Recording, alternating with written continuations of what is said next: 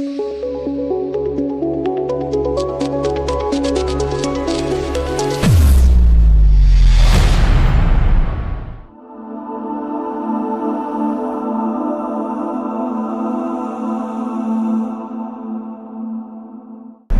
بالله من الشيطان الرجيم بسم الله الرحمن الرحيم الحمد لله رب العالمين الصلاة والسلام على أشرف الأنبياء والمرسلين أبي القاسم محمد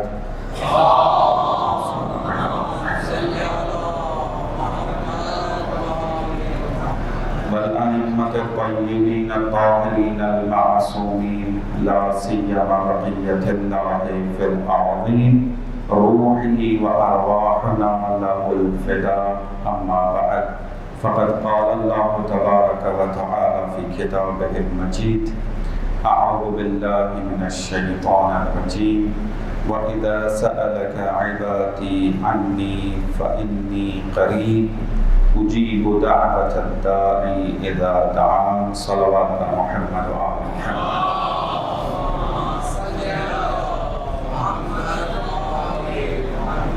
خداوند منان کے لاکھ لاکھ شکر گزار ہیں کہ اس نے ایک بار پھر ہمیں زندگی نصیب فرمائی کہ جس میں ہم اس ماہ رمضان کی برکات اور فیوزات سے استفادہ کر سکیں.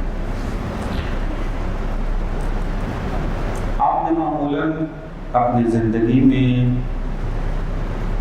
یہ تجربہ کیا ہے اور ہر انسان نے کیا ہے، اور جو جوان ہیں وہ اپنی اس مختصر سی زندگی میں کچھ تجربات ممکن ہے کر چکے ہوں، اور مزید بہتر انداز میں تجربات ان کو حاصل ہوں گے کہ انسان جس چیز کی اہمیت کا قائل ہوتا ہے اس کے لیے بہت زیادہ جدوجہد کرتا ہے. مثلا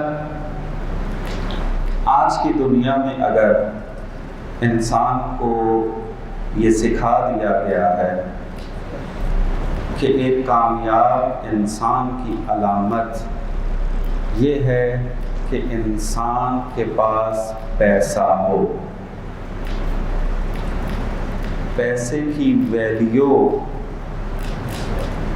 جو انسان جانتا ہے اور اس کی اہمیت کا قائل ہے، وہ اس کے حصول کے لیے، اس تک پہنچنے کے لیے ہر ممکن کوشش کرتا ہے.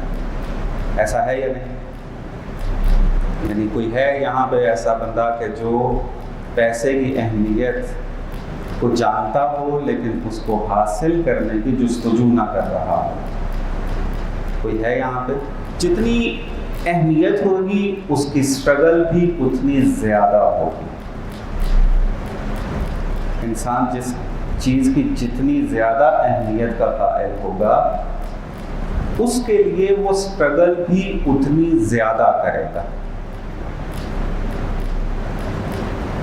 اس کی ایک مثال پیسوں کی میں اس لیے دے رہا ہوں کہ یہ چیز ہمارے معاشرے میں بہت رائج ہے اور نظر بھی آتی ہے کہ انسان مال و دولت کے لیے، مادی وسائل حاصل کرنے کے لیے، اپنا گھر بنانے کے لیے، اپنی گاڑی لینے کے لیے انسان کیا کچھ نہیں کرتا. حتیٰ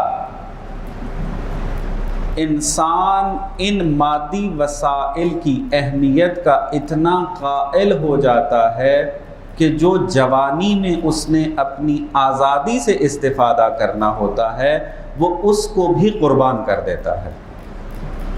ایسا یعنی اگر آپ کو کہا جائے کہ آپ کو ماہانہ 10 لاکھ روپیہ دیا جائے گا، آپ نے 12 سے 14 گھنٹے ہمیں دینے ہیں، کوئی ہے یہاں پہ بیٹھا بندہ جو انکار کرے گا کہ ماہانہ آپ کو 10 لاکھ روپیہ دیں گے، آپ نے 12 سے 14 گھنٹے ہمیں دینے ہیں؟ ہر انسان کہے گا کہ میں جانے کے لیے تیار ہوں۔ وہ جوان بھی جانے کے لیے تیار ہوگا کہ جو اپنی نارمل زندگی کے اندر کھیل کود میں وقت گزار رہا ہے۔ توجہ کیجئے گا میری بات پہ، جو نتیجہ لینا چاہتا ہوں کہ نارمل زندگی میں جب وہ وقت گزار رہا تھا اور کوئی اس کی نظر میں ویلیو رکھنے والی کوئی چیز اس کے سامنے نہیں تھی، تو یہ جوان، یہ انسان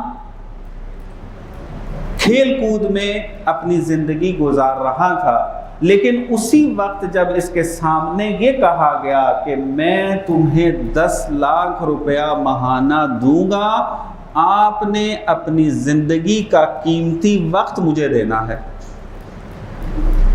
تو ہر انسان تیار ہو جاتا ہے، اپنی آزادی کو قربان کرنے کے لیے تیار ہو جاتا ہے، اپنی کھیل کود کے وقت کو بھی قربان کر دیتا ہے، کیونکہ اس کی نظر میں 10 لاکھ روپے کی قدر بہت زیادہ ہے۔ بات درست ہے؟ نظر بھی آتا ہے، مشاہدے میں بھی ہوتا ہے، اور یہاں پہ تجربہ کر کے بھی دیکھ لیں، کوئی بندہ یہاں پہ اٹھ کے کہے کہ میں ایک فیکٹری کا مالک ہوں، 10 لاکھ روپیہ دے سکتا ہوں، آئیں میرے پاس کوئی نوکری کرنے کے لیے، میرا خیال میں مسجد میں کوئی بندہ نہیں ہے جو اس کو نہ کرے۔ تو نتیجہ یہ نکلا کہ انسان جب ایک باارزش اور باقیمت چیز اس کے بارے میں جان لیتا ہے اور یہ جان لیتا ہے کہ اس کا میری زندگی میں کتنا زیادہ اثر ہے، یہ میری زندگی کو کتنا زیادہ بہتر بنا سکتی ہے یہ چیز، تو وہ ہر چیز قربان کرنے کے لیے تیار ہو جاتا ہے۔ یہ ہے مادی دنیا کی مثال۔ لیکن جب خالق انسان وہ یہ کہتا ہے کہ میری بارگاہ میں حاضر ہو، مجھے یاد رکھو، میری عبادت کرو، یہ تمہاری زندگی کا سب سے بڑا سرمایہ ہے، اس سے بڑھ کر کوئی سرمایہ موجود نہیں ہے، تو خالق کائنات کی کہی ہوئی بات پر اگر انسان توجہ نہ دے رہا ہو تو وہ اپنے عمل سے پھر کس طریقے سے وہ دکھا رہا ہوتا ہے کہ وہی زمانہ کہ جو خدا نے کہا ہے کہ یہ مجھے دے دو، اس زمانے میں بھی وہ کھیل کود کے اندر وقت گزار دیتا ہے۔ تو اس کا عمل یہ بتا رہا ہے کہ میری نظر میں خدا کے بات کی کوئی ویلیو نہیں ہے۔ بات ایسی ہے یا نہیں؟ یعنی اگر کوئی انسان اس وقت آپ کو کہے کہ 10 لاکھ روپیہ دیتا ہوں، آپ اپنی زندگی کا قیمتی وقت مجھے دیں، تو آپ کا عمل بتائے گا کہ آپ اس کی 10 لاکھ کی ارزش کے ویلیو کے کتنے قائل ہیں۔ اگر آپ اس کی بات کو سنی انسنی کر دیں تو وہ بندہ جو آپ کو آفر کر رہا تھا 10 لاکھ کی، وہ سمجھ جائے گا اس کی نظر میں 10 لاکھ کی کوئی ویلیو نہیں ہے۔ اگر ویلیو ہوتی تو یہ میری آفر کو کبھی ٹھکراتا نہیں۔ عمل ہے ان زبان نہیں۔ معمولاً ہم زبان سے ایک دوسرے کو پہچان رہے، اپنے آپ کے بارے میں بھی فیصلہ ہم اپنی زبان کے ذریعے کر رہے ہوتے ہیں کہ میں تو کلمہ پڑھتا ہوں، میں تو شہادتین پڑھتا ہوں، میں تو امام علی کی امامت کا اقرار کرتا ہوں، میں تو خدا کے خالق ہونے کو مانتا ہوں۔ لیکن جب انسان کی زندگی کو دیکھا جاتا ہے تو وہ جگہ جگہ کے اوپر اپنے عمل سے اس بات کو سمجھا رہا ہوتا ہے کہ میری نظر میں خالق کائنات کی کوئی اہمیت نہیں ہے، خدا ہو یا نہ ہو میری زندگی پہ کوئی اثر نہیں پڑتا۔ یعنی یہی آپ جوان کہ جو اس وقت اپنا محاسبہ کر کے دیکھیں کہ اگر 4 رکعت نماز پڑھنے کے لیے خدا نے وقت مانگا ہے اور خدا یہ کہہ رہا ہے کہ اس 4 رکعتی نماز کا جو ثواب ہے کئی کروڑ نہیں، کئی ارب نہیں، اس سے بھی بلند تر مادی وسائل سے افضل ہے اور انسان اس 4 رکعتی نماز کی حد تک بھی وقت دینے کو تیار نہ ہو، تو گویا کہ وہ خداوند متعال کو اپنے عمل سے یہ پیغام دے رہا ہے، یہ کہہ رہا ہے کہ تمہاری یہ آفر ہمیں قبول نہیں، تمہاری بات کی ہمارے نزدیک کوئی ویلیو نہیں ہے۔ انسان اپنے عمل سے کہہ رہا ہوتا ہے اس کو۔ انسان کی حقیقت، میں شاید 2 سال پہلے شاید آیا ہوں یہاں پہ، یہ آپ کے ہی اسی اعتکاف کے اندر ایک گفتگو کی تھی، اس کا خلاصہ فقط ایک جملے کی حد میں اس کا خلاصہ بیان کروں گا۔ وہ یہ ہے کہ انسان کہتے کسے ہیں؟ جو جوان حضرات ہیں یونیورسٹیز میں جائیں گے یا جا رہے ہیں یا جا چکے ہوں گے، اور جو ہیومن سائنسز کے اندر اسٹڈی کریں گے، پی ایچ ڈی کریں گے اس طرح کے، ان کو زیادہ یہ چیزیں پڑھنے کو ملیں گی۔ معمولاً یہ کہا جاتا ہے کہ انسان جو ہے وہ اس ذات کو کہتے ہیں کہ جو اپنی مرضی سے فیصلہ کرے اور سوچتا ہو۔ 2 چیزیں بیان کرتے ہیں، ایک اپنی مرضی سے جو کام کرنا چاہے کرے، اور دوسرا کیا ہے، اپنے مستقبل کے لیے، اپنے حال کے لیے سوچ سکتا ہے۔ اس کو کہتے ہیں انسان۔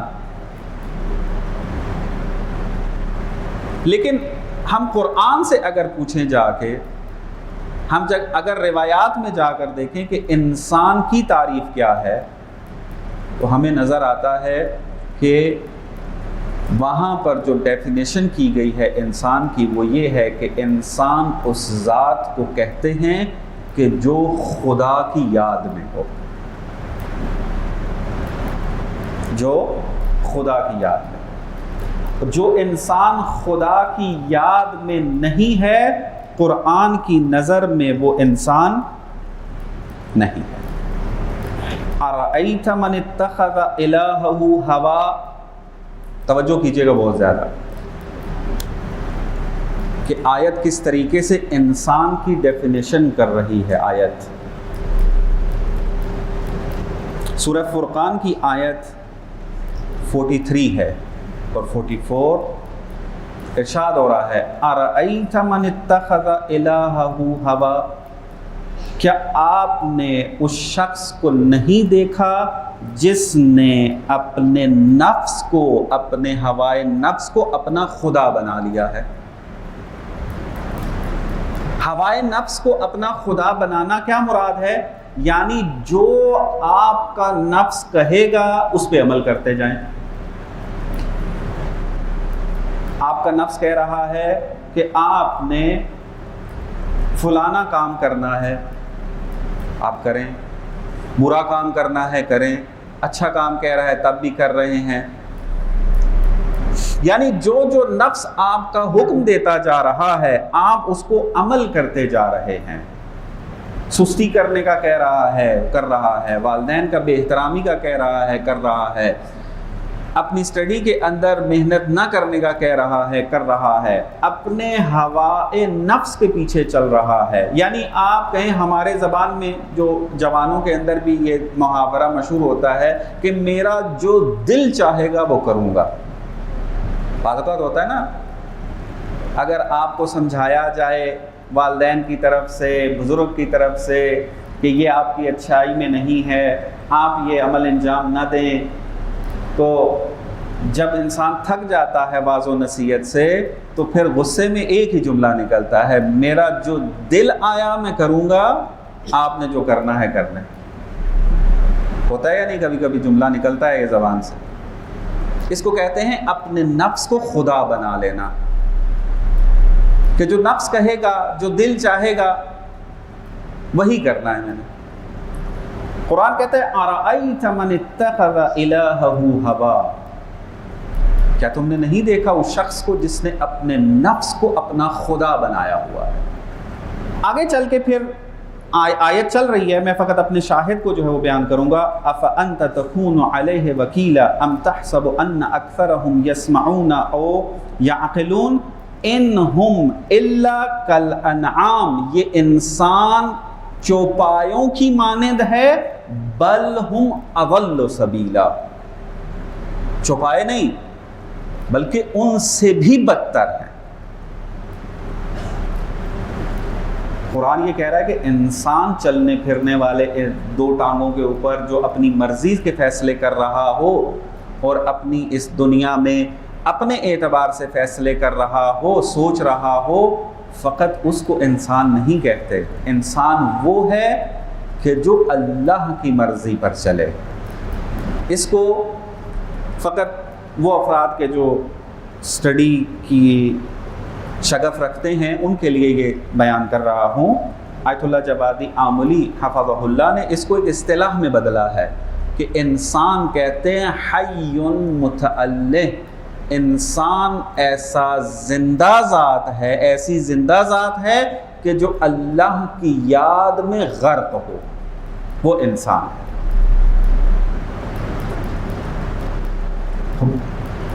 آیت جو ہے وہ واضح کہہ رہی ہے کہ جو اپنے نفس کی خواہشات کو سامنے رکھے، فقط اس کی بات مان کر چلے، اس کو اپنا خدا بنا لے، تو وہ انسان چلتی پھرتی لاش ہی کہلائے گی.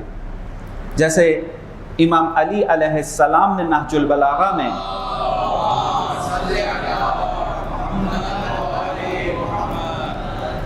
ارشاد فرماتے ہیں یا اشباہ الرجال ولا رجال، اے مرد نما لوگو، یا اشباہ الرجال، لوگوں کو ہی دیکھ کے کہہ رہے تھے یا اشباہ الرجال ولا رجال، اے مرد نما لوگو. ہمیں خدا نے اس دنیا میں جو بھیجا ہے اس کا ہدف بھی انسان بننا ہے. یعنی ہم انسان نہیں ہیں، انسان بننے کے لیے آئے ہیں. ہم خوش ہو جاتے ہیں کہ انسان کے گھر میں پیدا ہوئے ہیں لہٰذا انسان ہیں، اور انسان بھی یہی جو دو ٹانگوں پہ چل رہا ہے اور سوچ رہا ہے، بول رہا ہے، اپنی مرضی کے فیصلے کر رہا ہے، یہ انسان ہے. قرآن کہہ رہا ہے کہ انسان نہیں.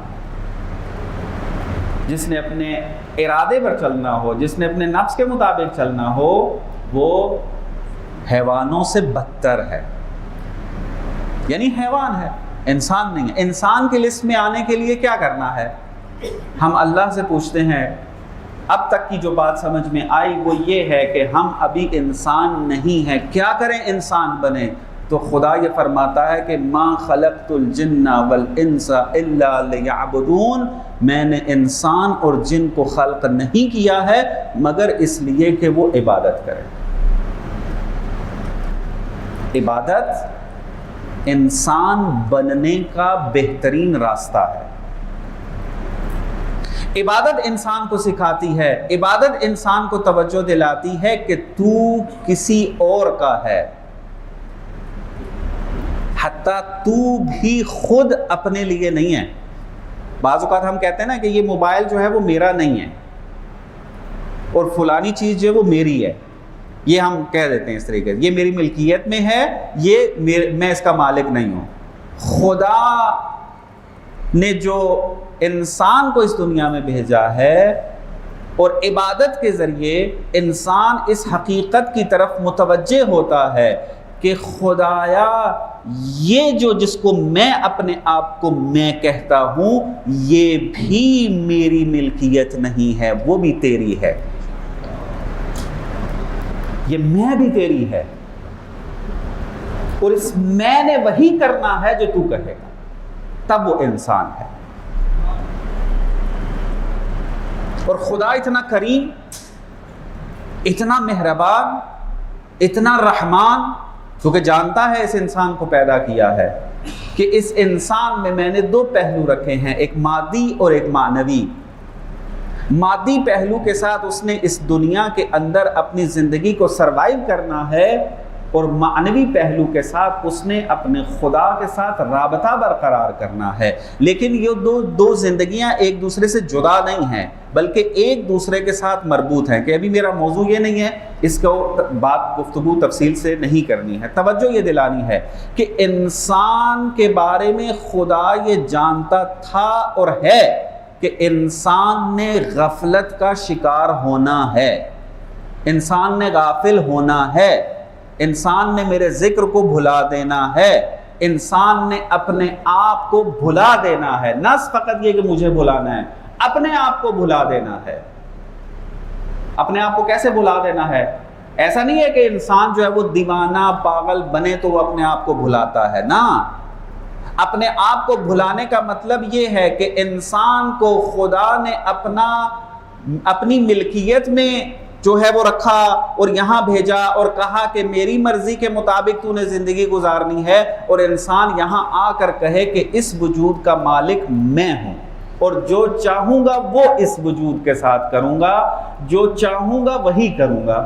اس کا مطلب ہے کہ انسان نے اپنی حقیقت کو بھلا دیا ہے. خدا کو پتا تھا کہ انسان نے یہ غفلت کرنی ہے، تو خدا نے ایسی ایسی چیک پوسٹیں لگائی ہیں کہ جس کے ذریعے انسان کو توجہ آتی ہے. ان میں سے ایک چیک پوسٹ کیا ہے؟ انسان کو مصیبت میں مبتلا کرنا. انسان جب مصیبت میں مبتلا ہوتا ہے تو متوجہ ہوتا ہے کہ یہ زندگی جس کو میں سمجھ رہا تھا میری ہے، یہ میری نہیں. اگر میری ہوتی تو میں اس کو کبھی خراب ہونے نہ دیتا، میں اس زندگی میں مصیبتیں آنے نہ دیتا. بس ایک مصیبت ہے راستہ کہ جس کے ذریعے خدا انسان کو اس کی حقیقت یاد دلواتا ہے. اور یہ آپ نے اپنی زندگیوں میں یاد کیا ہوگا. ہمارے جوان جو ہیں اگر پڑھائی نہ کر رہے ہوں اور اس وقت غفلت کی نیند سو رہے ہوں اور پیپر کے دن جب پیپر ہاتھ میں ہو، اس وقت خدا یاد آتا ہے. یا خدا ابھی پاس کر دینا، آگے یہ غفلت نہیں کریں گے. یعنی جب انسان کسی سختی کسی مصیبت میں مبتلا ہوتا ہے اس وقت اس کو خدا یاد آتا ہے، یعنی اپنی حقیقت کی طرف توجہ کرتا ہے. اس کو اپنا آپ یاد آتا ہے کہ میں کون ہوں. اس کو یہ یاد آتا ہے کہ مجھے کوئی بنانے والا ہے. اس کو یاد آتا ہے کہ وہ ہے اصل میں ہر کام کرنے والا. اور ایک جو راستہ خدا نے اپنے آپ کو یاد کرنے کا اور انسان کو اپنی یاد دلانے کا کہ انسان اپنے آپ کو یاد رکھے، ایک جو راستہ، ایک چیک پوسٹ جو رکھی ہے وہ کیا ہے؟ عبادت، نماز. کم از کم 3 وقت میرے حضور حاضر ہو، تجھے اپنی حقیقت کا علم ہو کہ تو ہے کیا. اور جب تو اپنے آپ کو جان لے گا تو میری یاد آئے گی. اور امام کی حدیث بھی ہے کہ من عرف نفسہ فقد عرف ربہ، کہ جس نے اپنے آپ کو پہچان لیا اس نے اللہ کو پہچان لیا. اگر انسان عبادت پر کھڑا ہو جاتا ہے، مصلی عبادت پر آ کر رکوع کرتا ہے، سجدہ کرتا ہے، تو یہ چیز اس کو یاد دلاتی ہے کہ مجھ سے برتر کوئی ہے کہ جس کے آگے میں جھک رہا ہوں. انسان کو یاد آتا ہے. ایک اور چیز جس کی وجہ سے انسان بہت زیادہ خدا کے قریب ہوتا ہے اگر اس زمانے سے استفادہ کرے، وہ ہے یہ اعتکاف. یہ اعتکاف کس لیے انسان کرتا ہے؟ ابھی کیا ہے معمولاً، ہم لوگ بھی جب آپ لوگوں کی عمر میں تھے اعتکاف بیٹھے اور یہی نظر ہوتی تھی کہ چلے مسجد میں چلتے ہیں. ویسے دوست اکٹھے بیٹھتے نہیں ہیں کبھی، والدین بھی زیادہ دیر باہر دوستوں کے ساتھ رہنے نہیں دیتے. چلتے ہیں 3 دن اعتکاف بیٹھتے ہیں، 3 دن کم از کم گپ شپ کا موقع تو ملے گا صحیح وہاں پہ. تو یہ ایک نعمت والے اوقات، زمانہ، اس کو انسان اگر اس نیت سے آ کر یہاں بیٹھتا ہے تو یہ کبھی بھی آپ کو 1 سیکنڈ کے لیے بھی نیکی کی طرف بڑھائے گا نہیں. آپ کو انسانیت کے قریب نہیں کرے گا. کیوں؟ اس کی وجہ سے ہدف آپ کا جو ہے وہ خدا نہیں ہے. ہدف وہی ہوائے نفس ہے. من اتخذ الہہ ہوا، جس نے اپنے نفس کو اپنا خدا بنا لیا ہے. اس خدا نے کہا کہ اگر گپ شپ کا اچھا وقت دیکھنا ہے تو وہ اعتکاف ہے، جاؤ اعتکاف میں بیٹھو، گپ شپ لگاؤ جا کے۔ تو یہاں اللہ کے حکم پر آپ یہاں نہیں آئے جو اس طرح سوچتے ہیں۔ امید ہے کہ آپ سب جوان جو ہے وہ اپنے نفس کی خواہشات پوری کرنے نہیں آئے ہیں، لیکن اگر یہ والی صورتحال ہے تو ابھی بھی وقت ہے کہ اپنی نیت میں تبدیلی لے کر آئیں۔ اس اعتکاف والے زمانے کی آرزو رہتی ہے انبیاء، اولیاء، ائمہ کی۔ اعتکاف کیا ہے؟ تنہائی، کہ روزمرہ زندگی میں ہمیں اتنا وقت نہیں مل پایا کہ ہم خدا کے لیے اپنے اوقات کو وقف کر سکیں، تنہائی میں جا سکیں۔ لیکن ماہ رمضان کے اس پربرکت مہینے میں انسان یہ عزم کر کے آتا ہے کہ اس مہینے میں برکات بھی موسلا دھار نازل ہو رہی ہیں، جس طرح موسلا دھار بارش ہوتی ہے، ماہ رمضان میں موسلا دھار رحمت کا نزول ہو رہا ہے۔ میں ان رحمتوں کو زیادہ سے زیادہ اگر کسب کرنا چاہتا ہوں تو اللہ کے لیے تنہائی کو اختیار کروں، تاکہ کوئی چیز مجھے غافل نہ کر سکے، نہ میری نوکری، نہ میری دنیاوی پڑھائی، نہ میری اولاد، نہ کوئی کام، خالصتاً فقط 3 دن یعنی 72 گھنٹے، اتنا ہی بنتا ہے نا، 72 گھنٹے میں خدا کے لیے وقف کرنا چاہتا ہوں۔ یہ اگر انسان نیت کر کے آتا ہے تو یہ اعتکاف اس باڈی کو انسان بناتا ہے، پھر انسان میں سستی نہیں ہوا کرتی۔ کیوں ہمیں بعض اوقات ہے، آپ لوگوں کی طرح وقت گزارا ہے، جانتے ہیں اس چیز کو، اور ابھی بوڑھے بھی اتنے نہیں ہوئے ہیں، چیزیں احساس کرتے ہیں جوانوں کی۔ کیوں ہمیں عبادت کی حالت سنگین محسوس ہوتی ہے، سختی کا احساس ہوتا ہے عبادت کے کاموں کے اندر؟ اس کی وجہ یہ ہے کہ ہم نے اپنے آپ کو غیر عبادی افعال میں عادی بنایا ہوا ہے۔ یعنی جو انسان ہمیشہ موبائل دیکھنے کے لیے اپنے آپ کو عادی بنا لے، آپ اگر چند منٹ کے لیے اس سے موبائل لے لے، اس کی طبیعت خراب ہو جاتی ہے، ایسا یا نہیں؟ جس کو گیم کھیلنے کی عادت ہے، اگر آدھے گھنٹے کے لیے گیم نہ کھیلنے دی، اس کی طبیعت خراب ہو جاتی ہے۔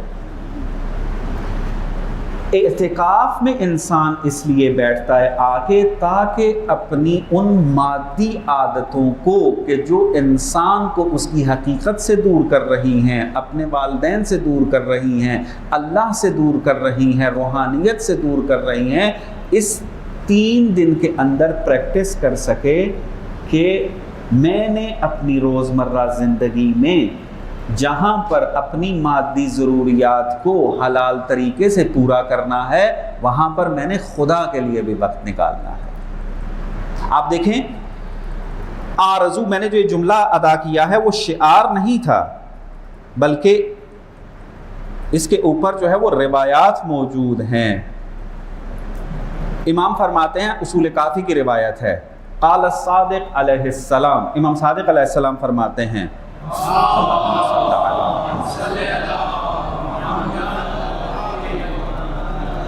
فی التوراۃ مکتوب، توجہ کیجئے گا، یعنی یہ زمانہ کتنا اہم ہے۔ آپ اس حدیث کی، خدا کی اس بات کے اوپر عمل کر رہے ہیں۔ فی التوراۃ مکتوب، تورات کے اندر لکھا گیا ہے، یبن آدم، اے اولاد آدم، تفرغ لعبادتی، میری عبادت کے لیے تنہائی اختیار کر، تفرغ لعبادتی، میری عبادت کے لیے تنہائی اختیار کر۔ کیا کریں گے پھر نتیجے میں؟ املأ قلبک غنا، میں تیرے دل کو بے نیاز کر دوں گا، کسی کا محتاج نہیں چھوڑوں گا۔ اگر انسان کا دل بے نیاز ہو جائے تو زندگی میں سکون آتا ہے۔ اور آج دیکھ لیں، ساری دنیا کے اندر ہر انسان فقط سکون کی تلاش میں ہے، بس ہے ایسا یا نہیں؟ انسان مال و دولت کس لیے کما رہا ہوتا ہے؟ عیاشی کے لیے نہیں، اس کو یہ سمجھ میں آ رہا ہے کہ اگر مال و دولت ہوگی تو زندگی میں سکون ہوگا۔ کوئی اور انسان عمل کرتا ہے سکون حاصل کرنے کے لیے، اپنا گھر بناتا ہے تاکہ سکون حاصل کر سکے، اولاد کی تربیت کر رہا ہوتا ہے تاکہ اولاد بھی اور میں بھی سکون حاصل کر سکوں اپنی زندگی میں۔ جتنی بھی فلسفیاں وجود میں آ چکی ہیں سب کی سب جو ہیں فقط یہ نتیجہ لینا چاہتی ہیں کہ انسان کو، بشر کو سکون کی حالت میں پہنچا دیں۔ خدا فرماتے تفرغ لعبادتی، اپنے آپ کو میری عبادت کے لیے تنہا کر، املأ قلبک غنا، میں تیرے دل کو بے نیاز کر دوں گا۔ اور اسی بات کو قرآن کی آیت بڑا خوبصورت انداز میں بیان کرتی ہے، الا بذکر اللہ تطمئن القلوب، کہ تجھے سکون فقط ذکر الہی سے ہی ملے گا۔ آج دنیا کی سب فلسفیاں فلاپ ہو چکی ہیں، سکون نہیں دے رہی، کیوں؟ اس لیے ذکر الہی سے دور ہے۔ اور یہ 3 دن کا اعتکاف آپ کو ہر وقت خدا کی یاد دلانے کے لیے ہے۔ تفرغ لعبادتی املأ قلبک غنا، غنی کر دوں گا میں تیرے قلب کو۔ اسی طریقے سے صحیفہ سجادیہ میں امام سجاد علیہ السلام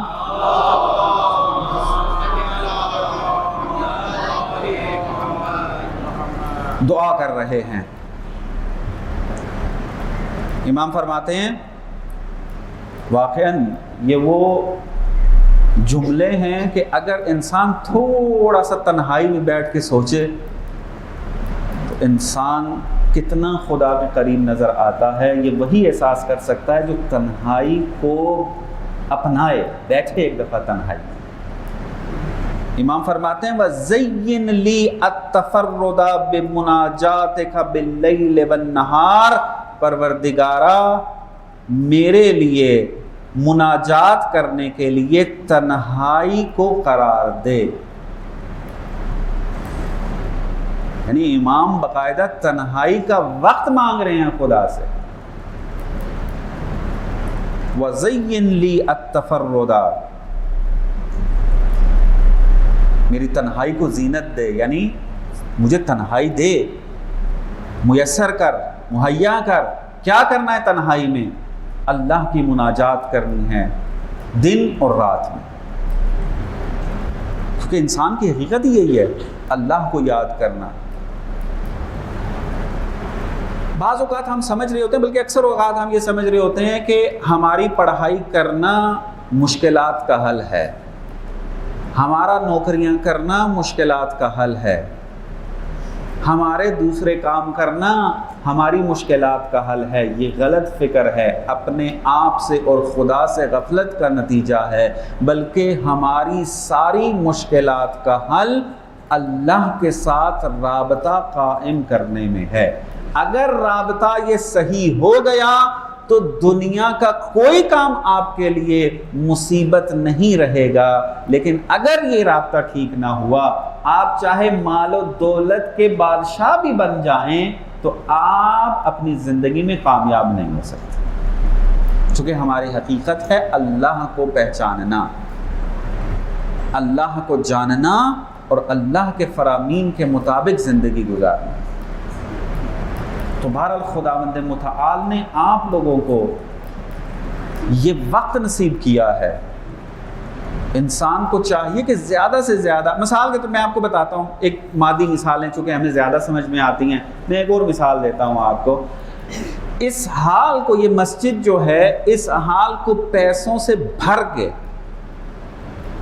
آپ کو تنہا چھوڑ دیا جائے کہ جتنا چاہو پیسہ اکٹھا کرو، میں تمہیں روکوں گا نہیں۔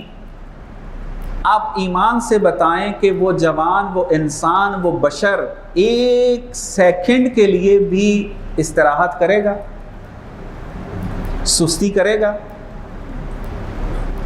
کہ وہ یہ کہے کہ ابھی میں ذرا تھوڑا سا کھیل کود لوں، ذرا موبائل یوز کر لوں، میں ذرا ابھی دوسرے کام کر لوں، پھر بعد میں آتا ہوں تو یہ پیسے اکٹھے کر لوں گا، چونکہ اس کو پتہ ہے کہ وقت فقط اتنا محدود ہے، اس کے اندر مجھے جتنا مال بٹورنا ہے میں اسی وقت میں کر سکتا ہوں، اس کے بعد پھر یہ آپشن نہیں ملے گا، یہ آفر نہیں ملے گی مجھے۔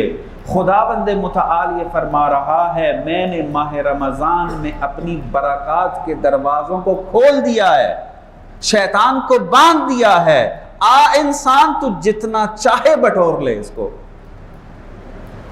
لیکن پھر انسان جو ہے وہ موبائل میں لگا رہے، گپ شپ میں لگا رہے، ہنس و کود کے اس میں لگا رہے، تو آپ کو انسان عاقل نہیں کہے گا۔ جس طرح آپ کو اگر چند گھنٹے دیے جائیں کہ اس کمرے سے جو کچھ ہے اٹھا کے لے جاؤ، مال میں سے، پیسوں میں سے تمہیں اجازت ہے، تو وہ جس طریقے سے اگر اس چند گھنٹوں میں سستی کرنے لگ جائے گا کوئی بھی اس کو عاقل نہیں کہے گا، اسی طریقے سے اس ماہ رمضان کی برکات کے آپ یوں کہہ لیں کہ کانوں کے اندر، چونکہ آپ جتنا بڑا فرض کر سکتے ہیں مثال وہ لے لیں کہ رحمتوں اور برکات سے بھرے ہوئے کمروں کے اندر خدا نے ہمیں رکھ دیا ہے، حال کے اندر رکھ دیا ہے کہ جتنا بٹورنا چاہو بٹور لو، اجازت ہے۔ اور یہ زمانہ پورے سال کے اندر پھر اتنے وسیع لیول پر نصیب نہیں ہوگا۔ اور پھر یہ 3 دن کا اعتکاف تو اور زیادہ، اگر انسان عام زندگی میں وقت گزار رہا ہو غفلت کا شکار ہو جاتا ہے، لیکن یہ 3 دن کا اعتکاف تو اور بھی زیادہ انسان کو برکات اکٹھی کرنے میں مددگار ثابت ہوتا ہے۔ لیکن انسان پھر اس کے اندر بھی وہی عادی زندگی گزارے جس طرح آپ اپنی عام زندگی کے اندر موبائل کے استعمال کے اندر، اپنی گفتگو کے اندر، اپنے لہو و لعب کے اندر، اپنی گیمز کے اندر وقت گزارتے رہے، وہی کام آپ مسجد میں بھی آ کر کریں، تو معلوم ہے کہ یہاں سے پھر استفادہ نہیں کرنے کے لیے آئے، ایک سیر و تفریح کی حیثیت ہے۔ اور سیر و تفریح سے کبھی انسان اپنی انسانیت کو حاصل نہیں کرتا۔ تنہائی سب سے اہم چیز ہے، اور یہ تنہائی اعتکاف کی شکل میں ایک نعمت کے طور پر ہمیں دی گئی ہے۔ صحیح استفادہ کریں اس سے، برکات سے۔ اور یہ برکات نہ صرف یہ کہ آپ کی معنوی زندگی کو سدھاریں گی، یہ برکات آپ کی مادی زندگیوں کے اندر بھی برکت نصیب کریں گی، آپ کے ذہن کے اوپر ایسی تاثیر چھوڑے گی یہ برکات، یہ زمانہ، یہ مکان مسجد کا، کہ آپ کے ذہن میں وہ افکار، وہ آئیڈیاز آئیں گے زندگی کو چلانے کے لیے کہ جو آپ کو کبھی مادی زندگی میں پریشان نہیں ہونے دیں گے۔ چونکہ ہماری سوچ بھی ملکیت ہے خدا کی، اگر اس سوچ کی بھاگ دوڑ بھی آپ خدا کے ہاتھ میں دیں گے تو کبھی بھی آپ ناکام نہیں ہوں گے۔ ہم سمجھتے ہیں کہ فقط عبادت کرنے سے خدا خوش ہوتا ہے، بس جیسے آپ والدین کی اطاعت کر دیتے ہیں، والدین خوش ہو جاتے ہیں، خدا نے عبادت اس لیے قرار دیا کہ وہ خود خوش ہونا چاہتا ہے۔ نا، خدا واجب الوجود ہے۔ خدا کہتے ہیں انتم الفقراء الی اللہ، تم فقیر ہو، واللہ هو الغنی، وہ بے نیاز ہے، اس کو تو کسی چیز کی ضرورت نہیں ہے، نہ آپ کے وجود کی ضرورت، نہ آپ کی عبادت کی ضرورت، نہ آپ کی مادی وسائل کی ضرورت، کسی چیز کی ضرورت نہیں ہے، وہ تو غنی مطلق ہے۔ ضرورت کس کو ہے؟ انتم الفقراء، تم فقیر ہو، تمہیں ضرورت ہے۔ اور خدا کتنا رحیم ہے، جیسے میں نے آپ کو عرض کیا، جگہ جگہ پہ انسان کو متوجہ کرنے کے لیے اس نے چیک پوسٹیں لگائی ہیں۔ تو گزارش میری بھی یہی ہے، اپنے لیے بھی عرض کر رہا ہوں کہ ماہ رمضان کا ابھی زمانہ باقی ہے، آپ کے پاس اعتکاف کا زمانہ بھی ابھی باقی ہے۔ جس طریقے سے شب قدر کے اندر کہا گیا ہے کہ ایک رات کی عبادت 70,000 سالوں سے بھی زیادہ ہے، اہمیت رکھتی ہے، یہ جان لیں کہ اعتکاف کے اندر ایک ایک سیکنڈ آپ کا کئی ہزار سالوں سے بھی بہتر ہے۔ یعنی کئی ہزار سال بہتر ہونے سے کیا مراد ہے؟ یعنی جتنا مانوی سفر، جتنا آپ نے خدا تک پہنچنے کا سفر عادی مہینوں کے اندر طے کرنا تھا، آپ ایک لمحے کے اندر طے کر سکتے ہیں اگر اس زمانے سے، اس مکان سے، اس وقت سے صحیح طریقے سے استفادہ کریں۔ انسان بن کے نکلے گا۔ یہ انسان پھر اپنے والدین کی بھی احترام میں پیچھے نہیں رہے گا، یہ انسان کبھی قطع رحمی نہیں کرے گا، یہ انسان کبھی بد اخلاقی نہیں کرے گا، یہ انسان کبھی تکبر نہیں کرے گا، یہ انسان کبھی حسد نہیں کرے گا، یہ انسان کبھی کسی بیماری میں مبتلا نہیں ہوگا اگر یہ زمانہ صحیح طریقے سے استفادہ کریں۔ ابھی آپ جوانوں کے سامنے تو اور بہت ساری ذمہ داریاں ہیں۔ اپنے پنجاب کے لیکچرز کے اندر تفصیل سے اس موضوعات کے اوپر ڈسکس کر کے آیا ہوں، ابھی وقت نہیں ہے کہ یہاں پر اس کو بیان کروں۔ آپ لوگوں کی ذمہ داری، وہ افراد، وہ جوان کہ جو یونیورسٹیز کے اندر جا کر علم حاصل کرنا چاہتے ہیں اور معاشرے کے اندر اپنا کردار نبھانا چاہتے ہیں، ان کی ذمہ داریاں ہماری طرح بہت زیادہ ہیں۔ معمولاً ہم نے یہ سمجھا ہوا ہے، میں ہر جگہ یہ اس بات کو دہراتا ہوں، ہم یہ سمجھتے ہیں کہ معاشرے کی اصلاح کا کام فقط اور فقط امامے کا ہے، کہ اگر یہ امامہ اپنی ذمہ داری ادا کرے گا تو معاشرہ اصلاح پائے گا۔ غلط فکر ہے۔ یونیورسٹی کا نوجوان اور امامہ یہ دونوں اپنی ذمہ داری اگر ادا کریں گے معاشرہ اصلاح پائے گا۔ اگر ان میں سے کسی ایک نے بھی اپنی ذمہ داری کو ادا نہ کیا، معاشرہ کبھی اصلاح نہیں پائے گا۔ اور وہ ذمہ داریاں کیا ہیں وہ آپ کو جاننے کی ضرورت ہے، اور اس چیز کی طرف ہمیں توجہ نہیں دلائی جاتی۔ ہم معمولاً یونیورسٹی کے اندر پڑھنے کے لیے اس لیے جا رہے ہوتے ہیں کہ اچھی نوکریاں مل جائیں گی۔ پس ترین ہدف جو ہمیں سکھا دیا گیا ہے کہ آپ نے ڈگری کے لیے پڑھنا ہے اور اس ڈگری لے کر آپ نے نوکری کرنی ہے، اس سے اوپر ہدف نہیں ہوتا۔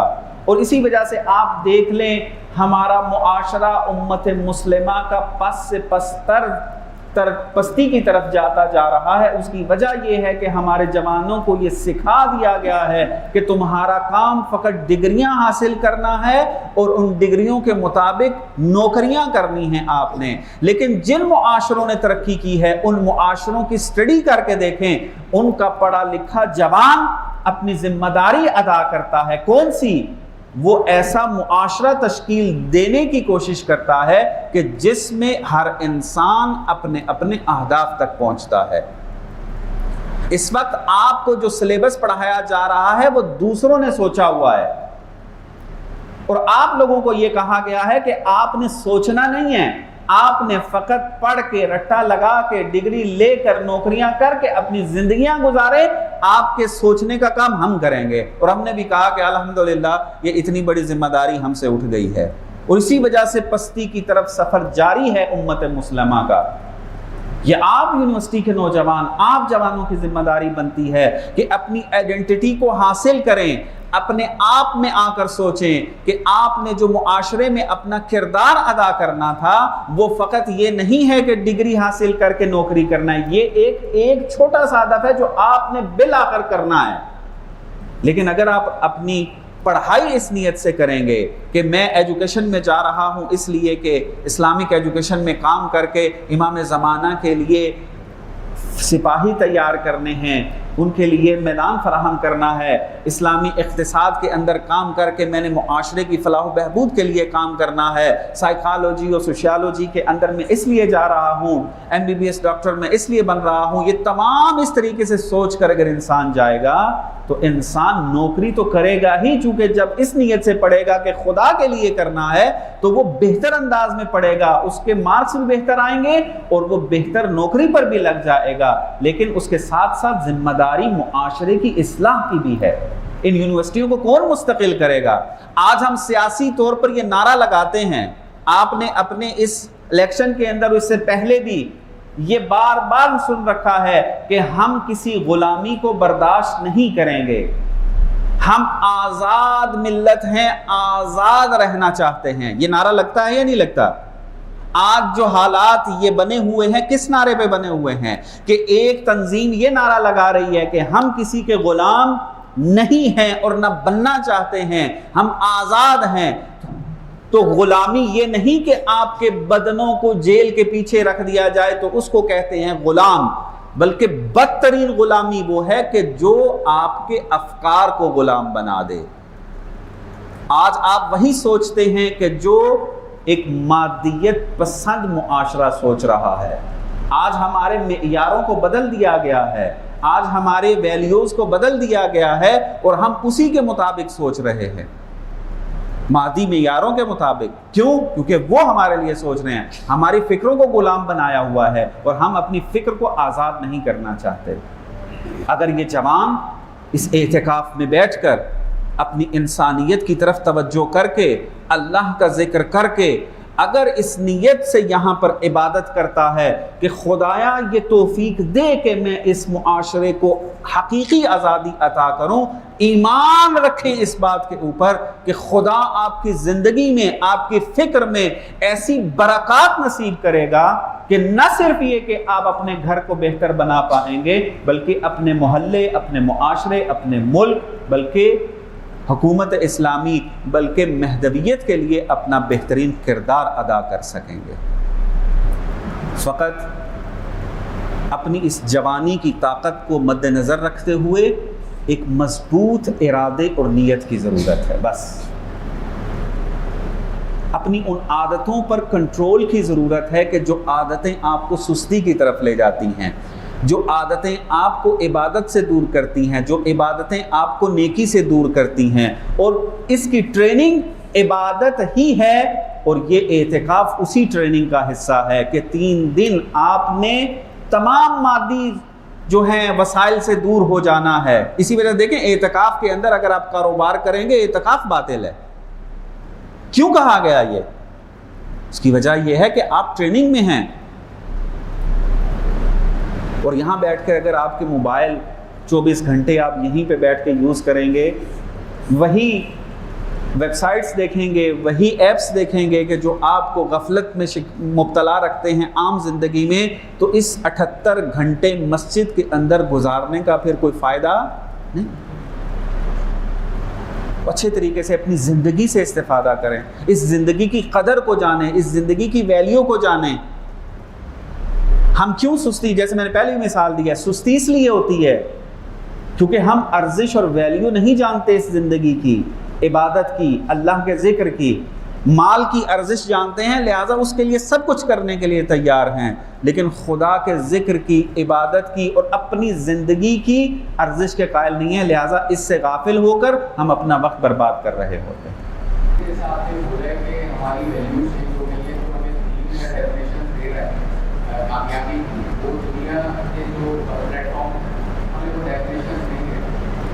اب اس کے اندر یہ ہے کہ آپ نے کہا جو ہم اب جب ہماری برنگنگ اپ ہوتی ہے، ہم پیدا ہوتے ہیں اور جب انسٹیٹیوٹس میں ہم پڑھ رہے ہیں، ادھر سے جو ہمارا بلیف سسٹم ڈیولپ ہو رہا ہے وہ ایک بالکل ہی ڈفرینٹ ہے جو ہمیں دین دے رہا ہے۔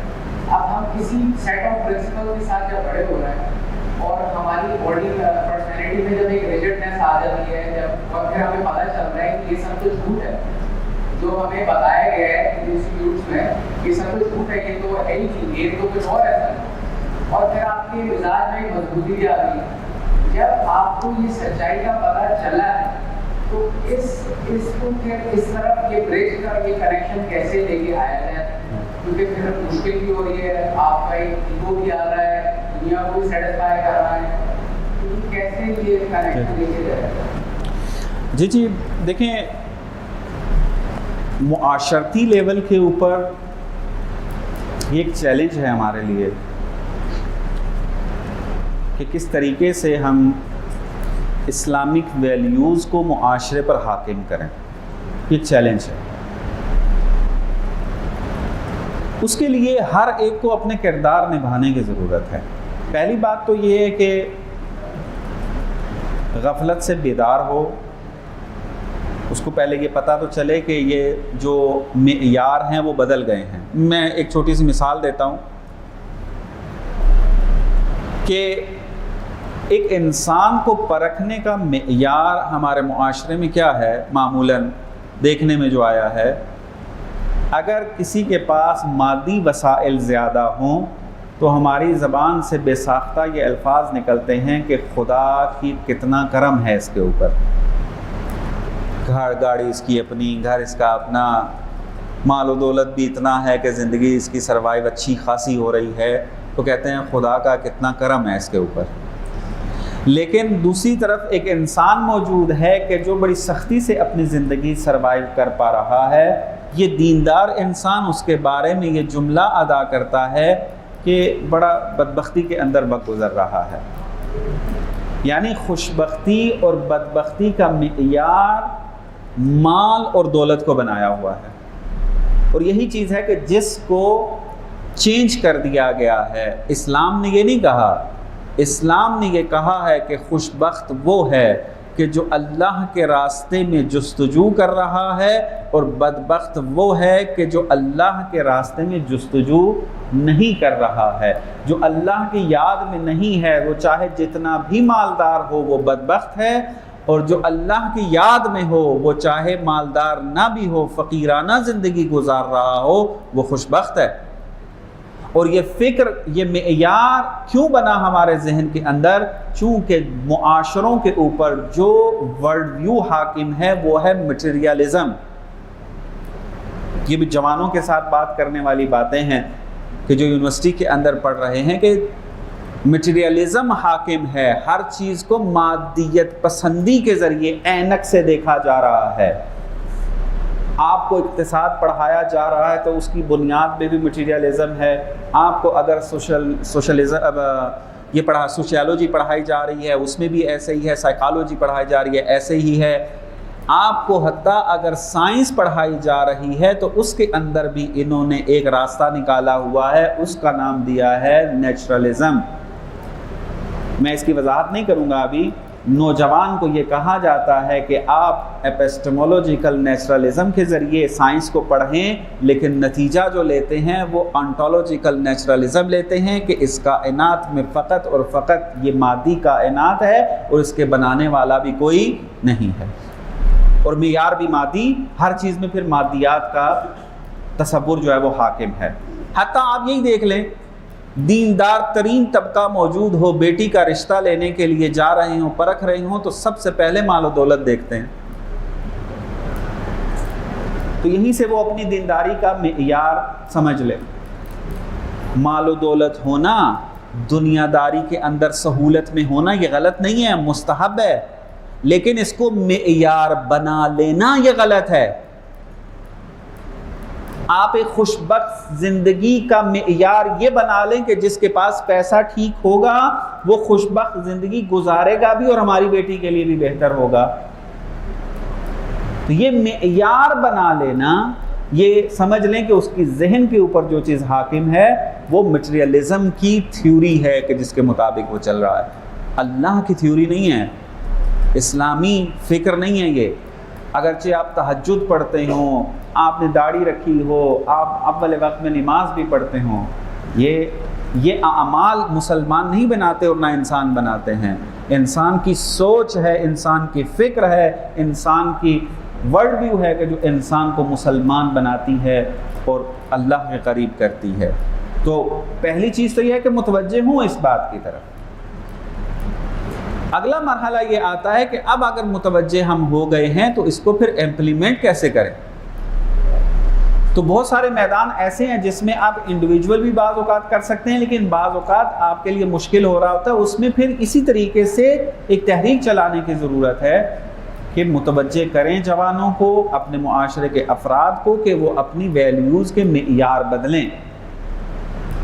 آہستہ آہستہ ان موضوعات پہ گفتگو ہوگی تو معیاروں کا پتہ چلے گا، تو تبھی معیار تبدیل ہوں گے۔ اگر ان موضوعات پہ گفتگو ہی نہیں ہوگی، کہیں گے کہ یہ بڑے خشک موضوع ہیں، ممبر کے موضوع نہیں ہیں اور ہمارے سننے کے موضوع نہیں ہیں، تو ظاہر سی بات ہے پھر اس میں تبدیلی بھی نہیں آئے گی۔ رہ جاتا ہے مسئلہ علوم کا، ایجوکیشن کے اندر، وہاں پر ابھی وقت بہت لگے گا۔ ابھی مرحلہ فقط یہ ہے، واقعاً یہی ہے، ابھی میرے MBBS ڈاکٹر تھے، بن رہے تھے، اور بعض قریب تھے، ان کے ساتھ 10 دن لیکچر رہے ہیں، ان سے بھی یہی تقاضا کر کے آئے ہوں گے۔ ہم ابھی پہلے مرحلے کے اندر ہیں کہ ہم ابھی غفلت سے بیدار ہوں کہ یہ ہماری ذمہ داری بنتی ہے کہ ہم نے یہ کام کرنا ہے، علوم کو اسلامی کرنا ہے، امت کی سوچ کو، اس کی فکر کو غلامی سے نجات دینا ہے۔ یہ پہلے توجہ کرنی ہے اس کے اوپر، پھر اس کو کیسے اپلائی کرنا ہے بہت لمبا سفر ہے۔ آہستہ آہستہ اسٹیپ بائی اسٹیپ اس کو طے کرنا ہے، اور وہ آہستہ آہستہ پھر جیسے جیسے انسان آگے بڑھتا جاتا ہے وہ روڈ میپ ملتا جاتا ہے۔ ابھی فقط یہ توجہ کریں اور جو چیلنجز ہیں ان کو جانیں۔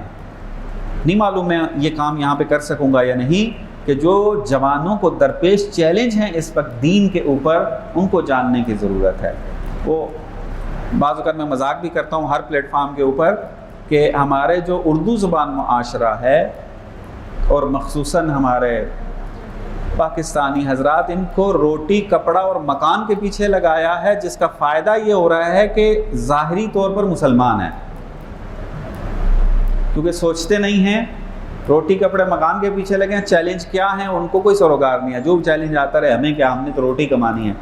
یہ کسی حد تک بچت بھی ہو جاتی ہے، لیکن اس کا نقصان بھی ہو رہا ہے، وہ یہ کہ جو بچہ سوشل میڈیا کے اوپر جاتا ہے، وہاں سے دین کے چیلنجز دیکھتا ہے، ان چیلنجوں میں مبتلا ہو جاتا ہے، اور پھر آہستہ آہستہ مشکوک ہونا شروع ہو جاتا ہے۔ تو ان چیلنجوں کا جواب دینا اگلا سٹیپ ہے کہ کیا کیا چیلنج ہیں، پہلے اس کو جانیں، پھر ان چیلنجوں کا کیا کیا جواب بنتا ہے ان کو سیکھیں، ان کے مطابق لیکچرز ہوں، ان کو سکھایا جائے، اپنی کتابوں کے اندر، اپنے لیکچرز کے اندر، اپنے ممبر کے اندر ان چیلنجوں کو ڈسکس کیا جائے، تاکہ ہمارا جوان ان کو سیکھے، خود اس قابل بنے کہ اگر کہیں پر بھی کوئی سوال اٹھا تو وہ اس کا جواب دے سکتا ہے۔ جب یہ سٹیپ طے ہو جائے گا تو پھر انہی کے اندر سے وہ کریم نکلے گی جوانوں کی، کہ جن کے اندر صلاحیت ہوگی کہ وہ مستقل بنیادوں پر سوچ کر الگ اسلامی طور پر علوم کو تدوین کر سکتے ہوں گے۔ کہ یہ بات کے مراحل تیسرا چوتھا سٹیپ بنتا ہے کہ آہستہ آہستہ وہ چیزیں پھر سمجھ میں آنا شروع ہو جاتی ہیں۔ ابھی پہلے 2 مرحلے سٹیپ کلیئر ہو جائیں تو میرا خیال میں یہ زیادہ بہتر ہے۔ نہیں معلوم بات کلیئر کر پائے میں یعنی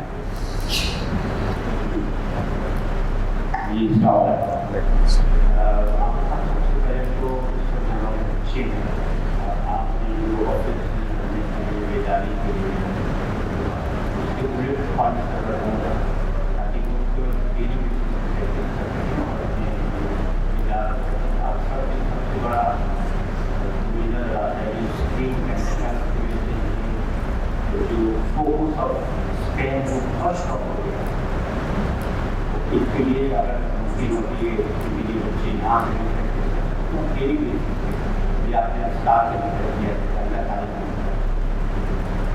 اس بار اور ایک سوال میرا یہ ہے کہ قرآن میں جو مستقیم کیسے ہے، پہلے مستقیم ہوتے ہیں جو دکھائی ملی تو مستقیم یہ کس مستقیم کی بات ہے؟ متقین کا تعارف خود اس بات والی آیات کے اندر کروایا گیا ہے کہ متقین وہ ہیں جو ایمان پر، غیب پر ایمان لے کر آتے ہیں، اور باقی جو آیات ہیں وہ ساری متقین کے ذیل میں آتی ہیں، اور یہ وہ متقین ہیں جو پہلی ہدایت کو حاصل کر چکے ہیں۔ 2 قسم کی ہدایت ہیں، ایک یہ ہے کہ انسان گمراہی کے اندر ہے، اب وہ روشنی کے اندر آنا چاہتا ہے، تو وہ تعلیمات سے استفادہ کرتا ہے، تو جیسے ہی وہ ہدایت، پہلی ہدایت حاصل کرے گا تو وہ تقوی کے زمرے میں آ جاتا ہے، تقوی کے میدان میں آ جاتا ہے، متقی بن جاتا ہے۔ اب اس متقی کی آگے مزید کیا ذمہ داری اور صفات بنتی ہیں، وہ پھر بعد والی آیات اس کو بیان کر رہی ہیں کہ اب وہ مزید کوشش کر کے مزید ہدایت کو حاصل کرے۔ مثلا جو یہ کہا گیا ھدی للمتقین، کتاب جو ہے وہ ہدایت دیتی ہے متقین کے لیے، یعنی کتاب سے صحیح استفادہ وہ کر سکتا ہے کہ جو الہی صفات کا مالک ہو۔ الہی صفات کا مالک ہونے سے کیا مراد ہے؟ یعنی انسان جو ہے اپنے اندر رحمت ایجاد کرے، اپنے اندر جو ہے وہ نیکی، اپنے وجود کو جو ہے وہ نیکی کے اوپر چلا کے اس کو وسعت عطا کرے، ایمان بالغیب رکھے، تاکہ بہت ساری چیزیں جو ہیں مزید سیکھنے کے لیے اس کو مل جائیں۔ تو یہ پھر جتنا کتاب کی تلاوت میں اور اس کے تفکر کے اندر آگے بڑھتا جائے گا، اتنا یہ ہدایت کے منازل جو ہے وہ طے کرتا جائے گا۔ یعنی تقوی کی منزلیں آپ یوں کہہ لیں بہت زیادہ ہیں، ایک نہیں ہے۔ مثلا ایسا نہیں ہے کہ آپ نے ایک مطلب حاصل کر لیا بس آپ متقی بن چکے ہیں، نہ، یہ سفر طے رہنا ہے، کرتے رہنا ہے۔ آپ نے تقوی کی بہت ساری منزلیں ہیں۔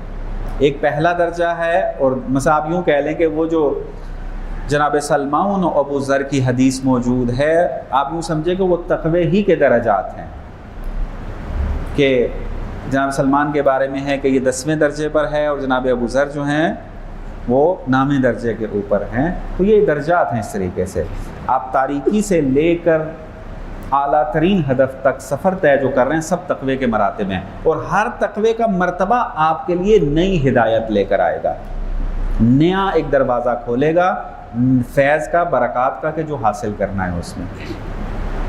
اور وہ دوسرا جو آپ نے کہا تھا، یعنی جو اس درس کے ہیں اس کے بلٹ پوائنٹس کہہ رہے ہیں، ہاں، وہ دیکھیں اس کے اندر جو ہے وہ سب سے اہم چیز جو وہ یہی ہے جس کے اوپر آج گفتگو کی ہے میں نے۔ اگر اسی کو ہی آپ خلاصے کے طور پہ سامنے رکھیں تو یہ کامیاب زندگی کے اصول ہیں، کہ اگر انسان اپنے آپ کو اللہ کے لیے خاص کر دے تو باقی راستے خود خدا بتاتا رہتا ہے۔ اس انسان کے اندر نرم دلی آتی ہے، جس کی وجہ سے وہ اپنے بھائیوں سے، اپنی بیوی سے، اپنی اولاد سے، اپنے رشتہ داروں سے صحیح جو ہے وہ پیش آئے گا۔ اگر صحیح طور پر اس نے اپنے آپ کو اللہ کے لیے خالص کر دے تو اس کی فیملی میٹر جو ہیں وہ حل ہونا شروع ہو جائیں گے، اور انہی فیملی کے ذریعے معاشرہ بنتا ہے، تو معاشرے کی اصلاح بھی یہیں سے شروع ہو جائے گی، کہ اگر ہر انسان اپنے آپ کو اللہ کے لیے خاص کر دے۔ جیسے ایک حدیث بھی موجود ہے نا کہ من اخلص للہ 40 ساعہ، یا 40 دن کے لیے اپنے آپ کو اللہ کے لیے خالص کر دے تو اللہ اس کی زبان سے حکمت کے چشمے جاری کر دیتا ہے۔ تو اللہ کے لیے خالص ہونا ضروری ہے۔ خالص کیسے ہونا ہے؟ اب یہ انسان جو ہے وہ لے کر آئے، وہ یہی ہے کہ انسان اللہ، اچھا ایک اور بحث ہے، اس کو میرے خیال میں کل میں ذکر کرتا ہوں، ابھی میرے خیال میں وقت بھی کافی ہو گیا ہے۔ عبادت کا جو مفہوم ہے وہ بھی ہمارے نظر میں غلط مفہوم ہے۔ مثلا ہم سمجھتے ہیں کہ عابد انسان، عبادت گزار انسان وہ ہے کہ جو مصلی عبادت پر بیٹھا رہے اور کچھ نہ کرے، یہ عبادت گزار ہے۔ حالانکہ عبادت کی یہ تعریف نہیں ہے، بلکہ عبادت کا ایک حصہ ہے۔ باقی عبادت کے اور بھی درجات ہیں کہ جو انسان عام زندگی کے اندر رہ کر بھی عبادت کے منازل طے کر سکتا ہے، کہ انشاءاللہ اس کو کل بیان کرتے ہیں۔ ابھی کوئی سوال ہے تو بیان دیں۔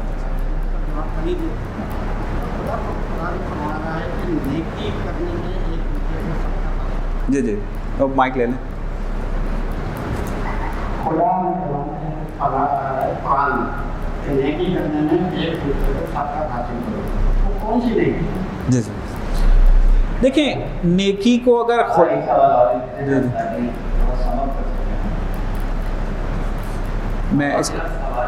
میں اس کو جواب دے دوں پہلے۔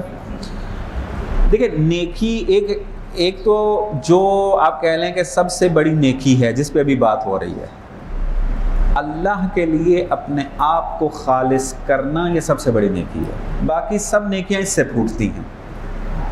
یعنی انسان نے جو سبقت لینی ہے وہ یہ کہ اللہ والا بننا ہے، للہ اپنے کام کرنے ہیں، یہ سب سے بڑی نیکی ہے، اس میں سبقت لینا ہے۔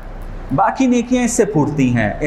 یعنی جو اللہ کا ہو جاتا ہے پھر وہ نہ حسد کرتا ہے، نہ تکبر کرتا ہے، نہ ظلم کرتا ہے، اور نہ باقی صفات اس کے اندر پیدا ہوتی ہیں. فقط اللہ کے لیے خاص ہونا ہے اور خالص ہونا ہے. جی میرا سوال یہ ہے کہ اگر ایک شخص کا آپ نے بتایا کہ اہداف ہونا چاہیے تو کیا ہونا چاہیے؟ اگر ہم طالب علم ہیں اور اگر ہم ڈگری کر رہے ہیں، اگر میڈیکل میں یا انجینئرنگ میں اور ہماری یونیورسٹی کا ماحول اس طرح کا نہیں ہے، تو ہم اپنے اہداف کیا رکھیں اور اس کے حساب سے ہم اپنی کیا ذمہ داری پر تعلیم کس طرح؟ جی دیکھیے بہترین سوال ہے واقعاً. اس کے اوپر دسیوں لیکچرز کی ضرورت ہے، اور خدا توفیق دے کہ دوسرے علماء بھی اس پہ بات کریں اور ہم بھی اس کے اوپر جو ہے وہ بات کرتے رہیں. اس کے اوپر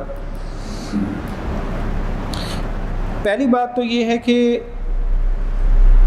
اللہ کے لیے کام کرنا ہے. میں نے عرض کیا کہ یہ چونکہ عبادت کا مفہوم جب واضح ہو جائے گا تو ہماری ذمہ داریاں بھی واضح ہو جائیں گے. ہمارے ذہن میں چونکہ ابھی عبادت کا مفہوم یہ ہے کہ آپ نے امام بارگاہ کے لیے کچھ کرنا ہے، مسجد بنانے کے لیے کچھ کرنا ہے، آپ نے مجلس کے لیے کچھ کرنا ہے. یہ سارے کام عبادت کو اس میں خلاصہ کیا ہوا ہے. اگرچہ یہ عبادت کی اہم ترین مواقع، زمانہ اور بہترین ہے اور ضرورت ہے. ابھی بات یہ ہو رہی ہے کہ اس کے علاوہ بھی موارد ہیں کہ جو عبادت کے زمرے میں آتے ہیں اور ہماری ذمہ داری بنتی ہے. اور وہ یہی ہے کہ اگر آپ اپنی یونیورسٹی کی جو بھی تعلیم جس ڈپارٹمنٹ کے اندر جا کر بھی پڑھ رہے ہیں، وہ اگر اس نیت سے کر رہے ہیں کہ میں اس ڈپارٹمنٹ کے اندر ماہر بن کے اپنے جوانوں کو یہ مہارت منتقل کر کے ایک معاشرے کی تشکیل دینے میں جو کہ مہدوی معاشرہ ہے اس میں اپنا کردار ادا کروں گا، تو یہ اس کی سب سے بڑی ذمہ داری ہے. اور یہ ذمہ داری بنتی ہے. میرا کہنے کا مقصد یہی تھا کہ بنتی ہے یہ ذمہ داری ہماری، نہ یہ کہ آپ نے فقط جو ہے وہ اپنی مرضی سے طے کرنا، میرا دل کرے گا تو یہ ذمہ داری کروں گا ورنہ میں نہیں کروں گا، میرے اوپر کوئی وظیفہ نہیں ہے. نہ وظیفہ ہے. اگر امام نے ظہور معجزے کے ساتھ کرنا ہوتا، اگر حکومت اسلامی کو چلانا ہوتا معجزے کے ساتھ، تو وہ اب بھی کر سکتے ہیں. کیوں غیبت کا مفہوم موجود ہے، کیوں ظہور کا انتظار کر رہے ہیں؟ اس کی وجہ یہ ہے کہ ہم نے تیاری کرنی ہے. چونکہ ایک امت کی فلاح کے لیے ایک کامیاب رہبر کی ضرورت ہے جو کہ موجود ہے، ایک کامیاب ہدایت کی ضرورت ہے جو کہ قرآن کی شکل میں موجود ہے، ایک معاشرے کی تیاری کی ضرورت ہے جس کا انتظار ہو رہا ہے. انتظار امام کا نہیں ہو رہا کہ وہ ظہور کریں گے، انتظار ہدایت کی کتاب کا نہیں ہو رہا، وہ تو موجود ہے.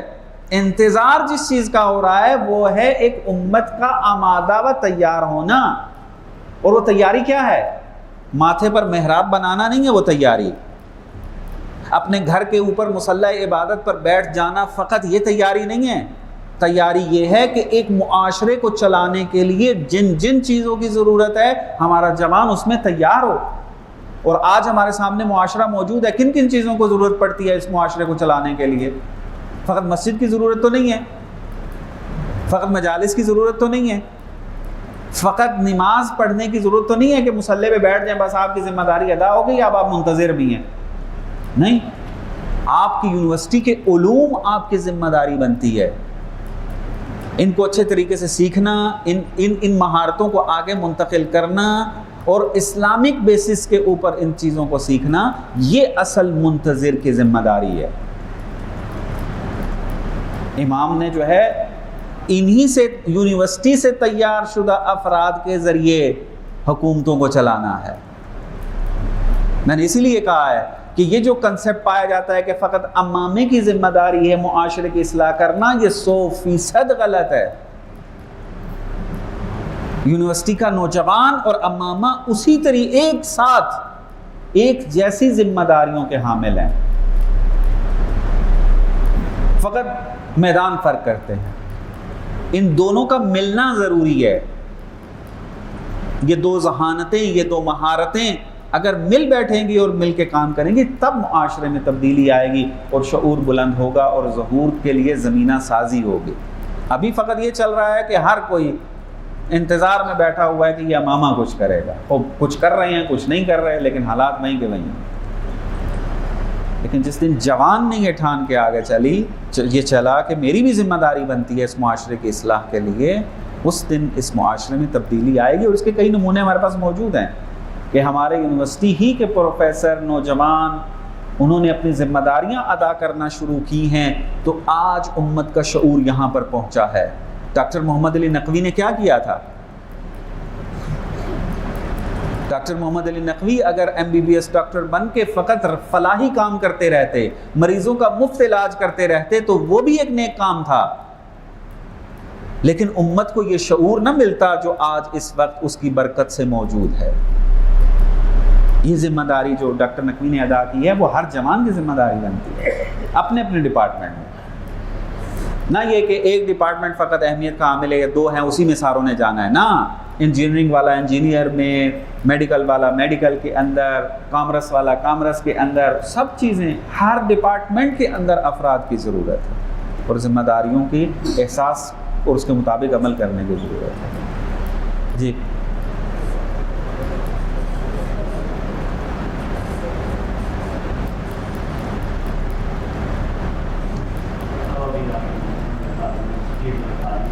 اونچا بولیے گا تھوڑا. جی، تعلیمی اداروں اسکول کالج یونیورسٹی کا کام کرنے کی ضرورت ہے. اس سے زیادہ خاص جو نظریہ ہے وہ تو ہمارے انیش یا جو بھی ہو وہ تو بالکل ہی اس طرف جا رہا ہے. تو اس میں آپ کا کیا خیال ہے کہ صحابہ المسلمین جو ہے تفریق کی خیر والے کے کام کو تاکہ اس کے لحاظی نظریے یا سوچ کی ہم جی ہاں بالکل. یہ ایک بہت بڑا میدان ہے وحدت کا، اور عملی طور پہ خدا نے توفیق دی ہوئی ہے اس وحدت کے لیے. میں جس پلیٹ فارم کے اوپر رد الحاد میں ملحدوں سے لائیو ڈبیٹ کر رہا ہوں، اس کے اندر تمام مکاتب فقہ کے لوگ موجود ہیں. دیوبندی موجود ہیں، سلفی موجود ہیں، بریلوی موجود ہیں، شیعہ کی طرف سے خدا نے مجھے توفیق دی ہوئی ہے، اور لائیو بیٹھ کر ڈبیٹ کرتے ہیں اور ایک وحدت کی صورتحال بنی ہوئی ہے. اور حتیٰ علوم کو اسلامی کرنے میں اور معاشرے کے شعور کو بلند کرنے میں بہت سارے ایسے میدان ہیں جس میں شیعہ سنی کی تفریق نہیں ہے. ہم اکٹھا کام کر سکتے ہیں، لیکن اس کی تفاصیل ہیں کہ انشاءاللہ آہستہ آہستہ کسی مناسبتوں سے آپ کے خدمت میں عرض کریں گے. مختلف چینلز ہیں جو کام کر رہے ہیں، ایک چینل نہیں ہے، تقریباً 4 سے 5 چینل کام کر رہے ہیں. اس میں ایک اسلامک جہاں پر میں جاتا ہوں اس کا نام اسلامک اویکننگ چینل ہے، اور جو باقی اہل سنت کے ہیں وہ ہر اپنا اپنا چینل چلا رہا ہے. آواز حق ہے، مفتی یاسر الواجدی ہے، قیصر احمد راجہ ہے، اور یہ اس طرح کی ٹیم پوری بنی ہوئی ہے ایمان یونین کے نام سے، اور اس میں یہ سارا کام ہو رہا ہے. اور باقی یہ چیلنجنگ کی جو میں بات کر رہا تھا اس کے اندر یونیورسٹی کے جوان کی سب سے بڑی ذمہ داری یہی بنتی ہے کہ آج کے اس دین کے اوپر اٹھنے والے چیلنجوں کا جواب آج یونیورسٹی کا جوان امامے کی نسبت بہتر جواب دے سکتا ہے. لوگ یونیورسٹی کے جوان کی بات سننے کے لیے تیار ہیں ان چیلنجوں کے جواب میں، نہ کہ ایک مولوی کی. یہ آپ کی ذمہ داری بنتی ہے کہ آپ آئیں ان چیلنجوں کو جانیں، سیکھیں ان کے جواب دین سے، اور پھر اپنی ذمہ داری کو ادا کریں. ہم لوگ بیان کر چکے آج کل جو چیلنج دیا جا رہا ہے سائنس کے ذریعے دیا جا رہا ہے، اور ہمارے اکثر جو علماء ہیں، حتیٰ میں خود بھی ہوں سائنس کا اسٹوڈنٹ نہیں رہا ہوں، نہ سائنس پڑھی ہے. اب میں اگر جا کر چیلنج کا جواب دوں گا، سائنس کو سائنس کے ذریعے جواب دوں گا، تو وہ میری اہمیت کے قائل نہیں ہوں گے کہ آپ نے سائنس پڑھی نہیں ہے تو آپ کیسے اس چیلنج کا جواب دے رہے ہیں، آپ کی کیا ویلیو. جیسے ہم کہتے ہیں آپ نے دین نہیں پڑھا، دین کی بات کر رہے ہو، ہم کیوں مانیں؟ تو ان کی بھی بات ٹھیک ہے، آپ نے سائنس نہیں پڑھی، سائنس کا جواب آپ دے رہے ہیں تو ہم کیوں مانیں؟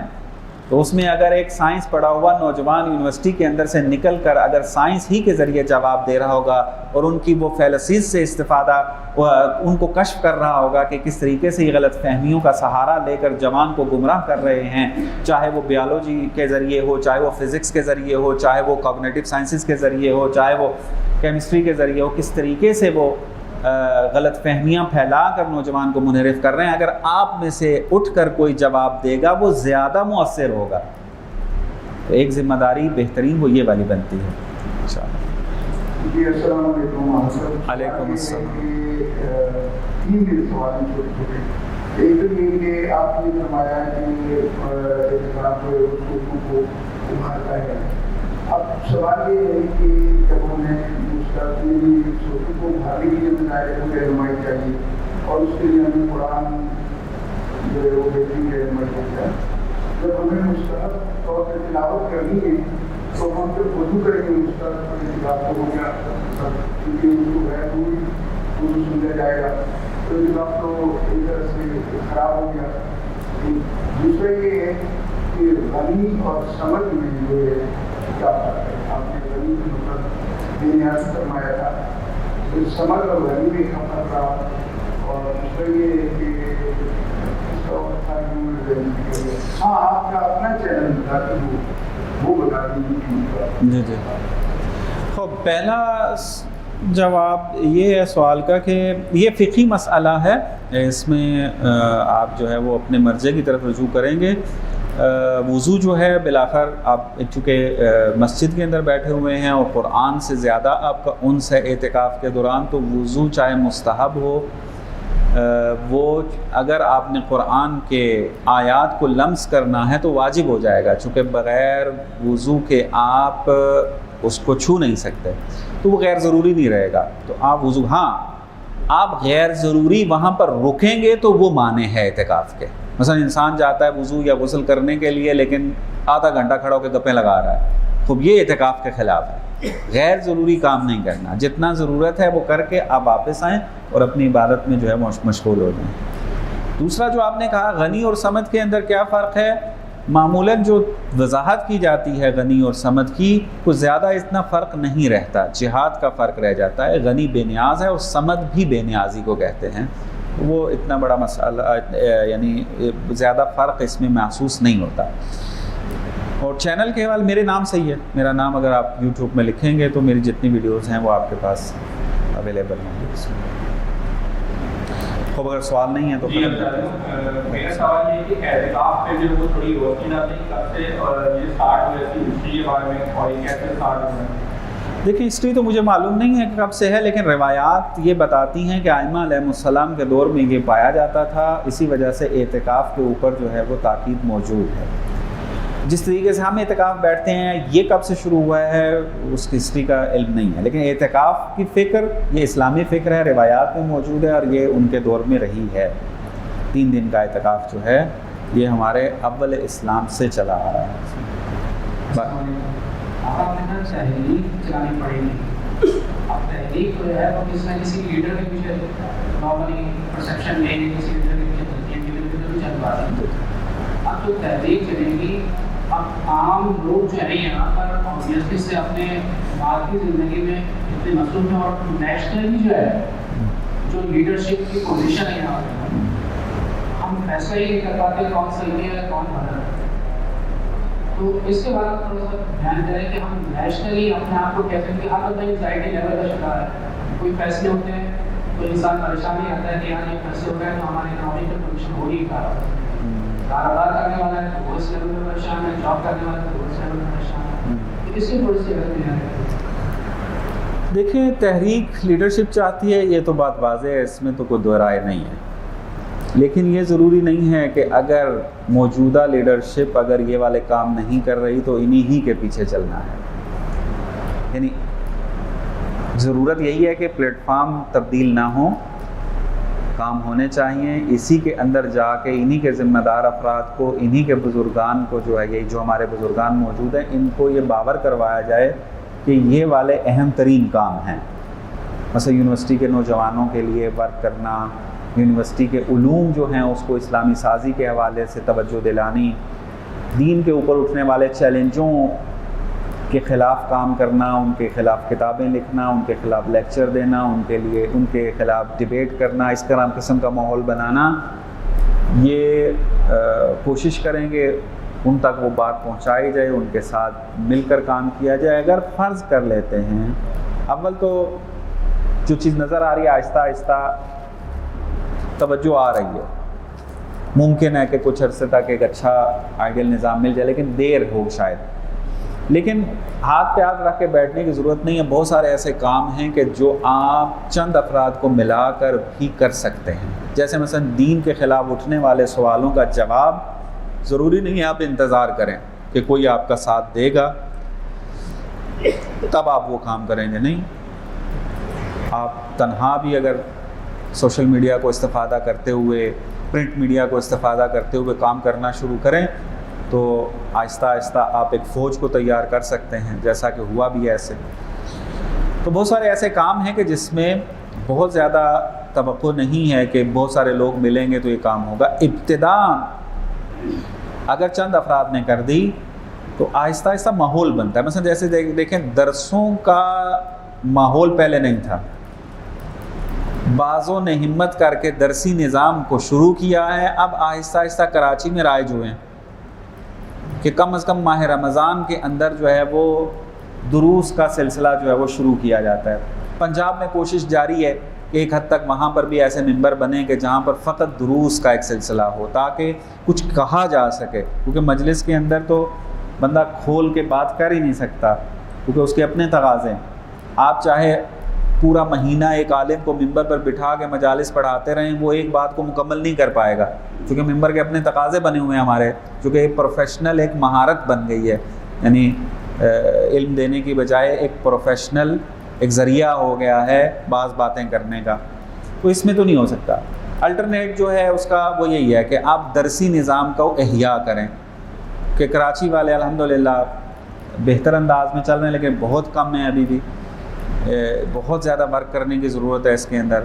یعنی درسی نظام بھی اگر چلا ہے بہت سادہ چل رہا ہے، اس کو بہت بہتر کرنے کی ضرورت ہے۔ یعنی یہ کافی نہیں ہے کہ آپ وہی عام باتیں جو ممبر پہ ہوتی ہیں وہی عام باتیں آپ درس کی شکل میں بیان کریں، نہ، درس کے تقاضے کچھ اور ہیں، ان تقاضوں کو جاننے کی، پھر اس کے مطابق درس دینے کی اور پھر اس کے مطابق جو ہے وہ آگے چلنے کی یہ ضرورت ہے۔